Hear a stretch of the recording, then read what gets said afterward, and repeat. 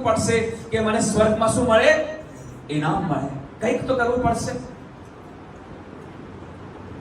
શું કરવું પડશે? કંઈક તો કરવું પડશે તાકી મને સ્વર્ગમાં ઇનામ મળે. દરેકને સેવા આપવામાં આવી છે. તમે એવું કમાવો કે સ્વર્ગમાં ધન એકઠું થાય. હાલેલુયા. જ્યારે આપણે માથેય લખ્યું સમાચાર એનો 6ઠો અધ્યાય વાંચીએ છીએ. માથેય લખ્યું સમાચાર એનો 6ઠો અધ્યાય, મેથ્યુ ચેપ્ટર 6, અને ત્યાં એવું લખેલું છે,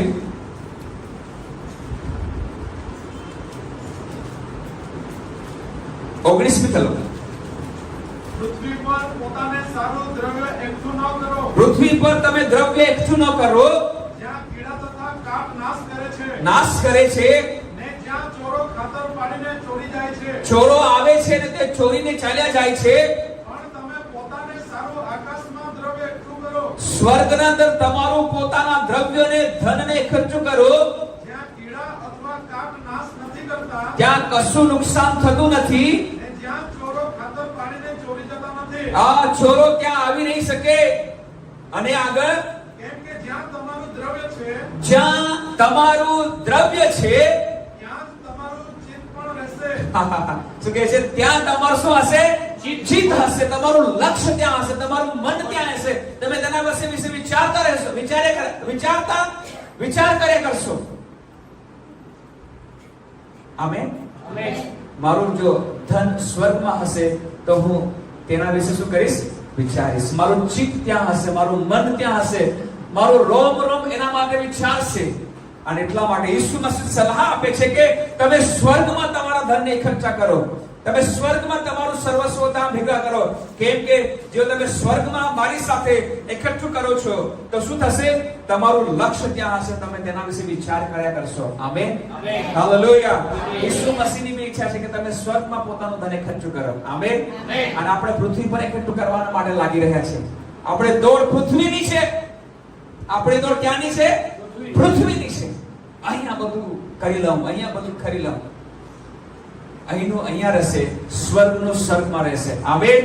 હાલેલુયા. હાલેલુયા.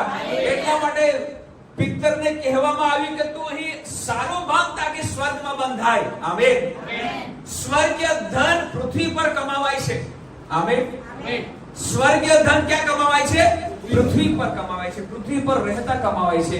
અને તમે એ કમાણી કરી રહ્યા છો, તમે એ કમાવી રહ્યા છો. કેમ કે શું કહે છે દેવ? તે લોકોના કામ પ્રમાણે તેઓને બદલો આપવાનું મેં વ્યવસ્થા કરી મૂકી છે. Hallelujah. Hallelujah. Praise the lord.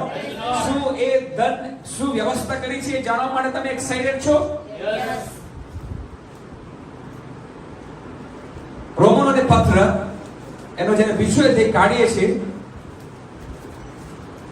અને 6ઠી કલમ વાંચીએ છીએ, રોમન ચેપ્ટર 2 વર્સ 6.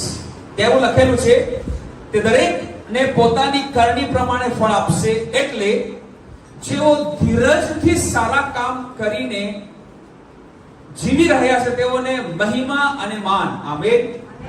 હાલેલુયા. આ પૃથ્વી પરનું વિશ્વાસનું જીવન એક વ્યક્તિ પરમેશ્વર પર વિશ્વાસ મૂકીને ધીરજથી ચાલી રહ્યો છે, ઉતાવળથી નહીં.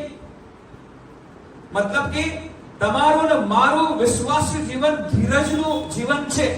કે છે કે ધીરજથી સારા કામ કરી રહ્યો છે તેઓને પૃથ્વી પર રહેતા હું તેઓને મહિમા, મારો મહિમા, મારી હાજરી, મારો આત્મા, મારું સામર્થ, મારો અભિષેક, મારી હાજરી હું આપીશ. આમેન.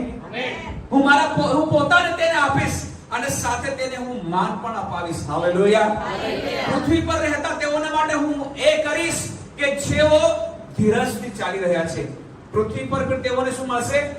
કંઈક ને કંઈક ઇનામ મળશે. અને સાથે તથા અવિનાશી પણ શોધે છે. શું શોધે છે? બોલો, અવિનાશી પડો. જે વ્યક્તિ સ્વર્ગનું જીવન અવિનાશી પણ શોધી રહ્યા છે તેઓને અંતે અનંત જીવન પણ મળશે. આમેન. તેઓનો અનંત જીવન પણ આપીશ. હાલેલુયા. હાલેલુયા. અને એટલા માટે મારા પ્રિયો, તમારે અને મારે એ અનંત જીવનની વાતો શોધવાના માટે આજે અહીં આપણે આવ્યા છે. અનંત જીવનની વાતો શીખવાના માટે આજે આપણે અહીં આવ્યા છે. ઈસુ પાસે મારા માટે શું રાખી મૂકેલું છે એ સમજવાના માટે, જાણવાના માટે આજે આપણે